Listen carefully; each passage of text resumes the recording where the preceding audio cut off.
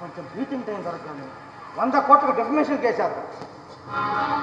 అసలు ఇంత డీటెయిల్గా వాళ్ళకి ఇన్ఫర్మేషన్ ఇచ్చిన వాళ్ళు ఎవరో అది తెలుసుకోవాలి సార్. ముందు మనల్ని క్లోజ్గా ఫాలో అయిన వాళ్ళు ఇది లీక్ చేసుకుంటారు. మీ స్టాఫ్ మీద మీకు నమ్మకం మరేవారండి? నమ్మిన బంటులు సార్ వాళ్ళు. ఎటొచ్చి మీ వాళ్ళ మీద నాకు డౌట్. మా వాళ్ళు అలాంటి వాళ్ళు కాదు. మీ వాళ్ళ దగ్గర నుంచి లీక్ అయిపోయింది. లేదండి, ఇది ముమ్మాటికి మీ వాళ్ళ పని. పైగా పేషి నిండా పోరం పోకలైతే ఆ పోరంబోకల్ని అపాయింట్ చేసింది మీరే. ఎందుకంటే అలా ఆవేశపడతారు? సెక్రటరీ గారు ఏదైనా మంచి సలహా చెబుతారేమో విందాం.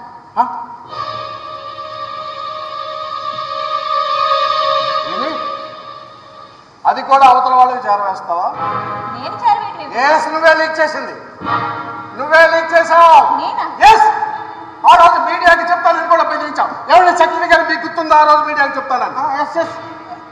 కానీ నేనే కనుక ఆ పని చేసింది ధైర్యంగా ఒప్పుకునేదాన్ని, పైగా గర్వపడేదాన్ని కూడా.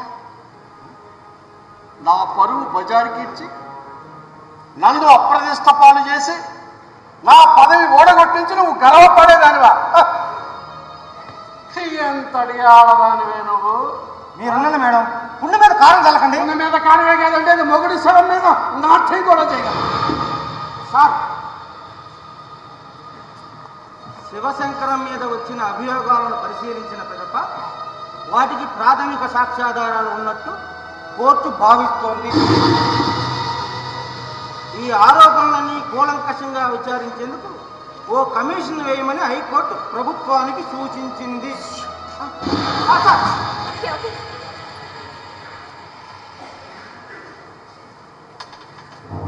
అయితే నన్ను పదవులోంచి తీసేస్తారు.